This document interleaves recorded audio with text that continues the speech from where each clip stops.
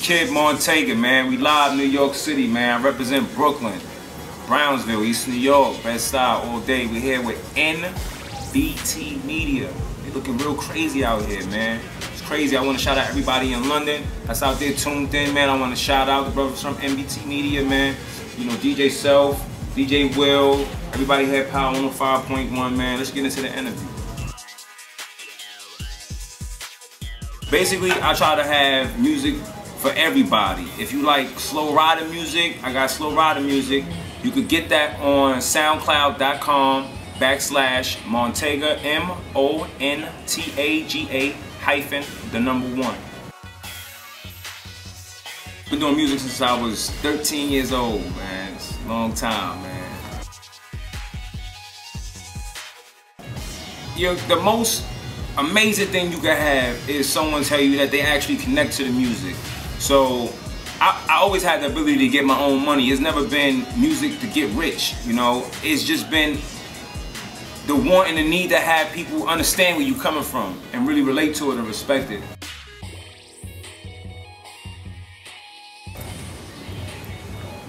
Real, emotional, funny. It's funny. Man, Pusha T, I mean, aside from all that's going on with him and Wayne, you know, shout out to everybody, you know, on Good Music and everybody on Young Money, Cash Money. Besides that, I always felt Pusha T was a dope artist, you know, so a lot of respect to Pusha T, homie. We listen out here in New York, you know, we support your music. The person I really want to work with, I want to burn Jay-Z on his own song, all my songs, it don't even matter. So if I got to do that before he retires, or, you know, even got to do a song with him, then that would be a great accomplishment for my career, you know what I'm saying? Jay-Z represents a lot of Brooklyn, let me just say that right now. You can't have one without the other, man. It was so much of a necessary thing together. You had to have one and have the other. But don't you think they're completely different artists in terms of lyricism and delivery? I honestly feel like initially Jay-Z, aside from Hawaiian Sophie Fame, the No Reason to Die album to me was a better album than Ready to Die.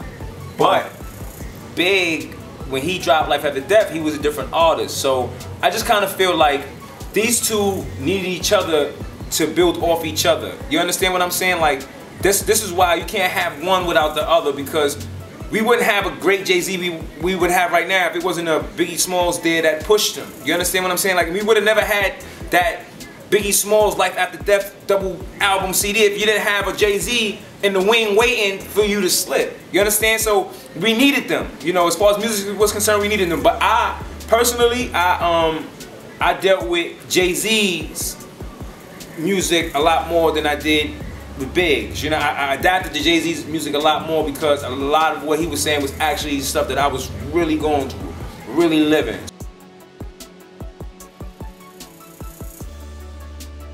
Man, I honestly could tell you this. When I was coming up in New York, it was a lot more dangerous than it is right now.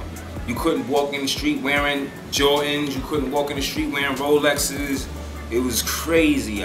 Kids died every day. I watched best friends get murdered. Like literally watch best friends get murdered. It's a lot has changed now than it was then. It was real rough coming up, man. We didn't have much, man. We really had to go out there and do a lot of bad things as a kid.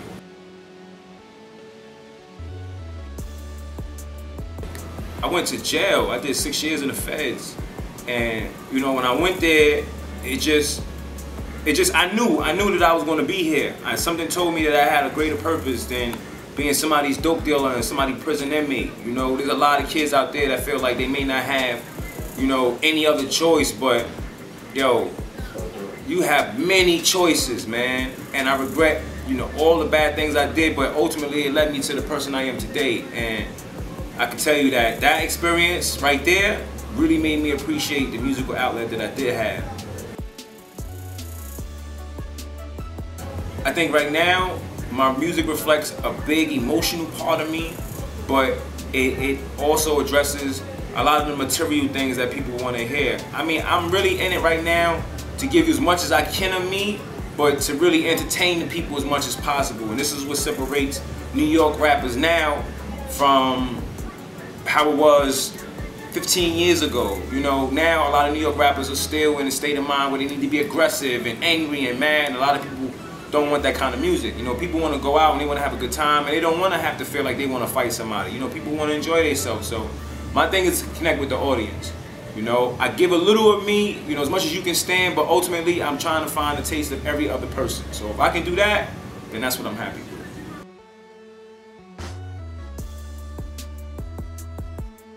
I'm open to work with any producers, man. Anybody wanting to make real music, you know, that I don't want to be just any artist. It makes no sense to get in this game and be stagnated as one thing. Like I said, I make music that's different. I can be fast, I can be slow, it can be mellow, we can talk about conscientious things, or we can just wild out in the club. So I would love to work with a producer that's able to bring all of those things to the table. If not, I work with anybody willing to work with me right now. You know, anybody trying to send any beats, I take beats. It's tmontaga@yahoo.com or tmontaga@gmail.com. Or you can hit me on Instagram @Montaga, MONTAGA. I'll hit you up.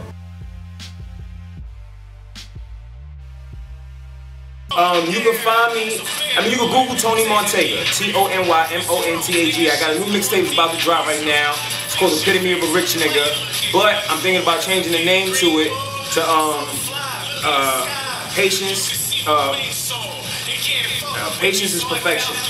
So, or Pursuit to Perfection. One or the other, because I think we are so obsessed.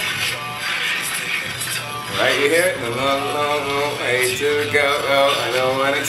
But yeah, I'm probably changing the name up. You know, I feel like we want to be perfect so much we don't realize that the pursuit to be that is what really makes you perfect. You understand what I'm saying? Because nothing is ever going to be perfect, you know, but I'm thinking about naming it that. I got a lot of new joints coming out on it. I could get it off the SoundCloud. I told you SoundCloud /Montaga-1.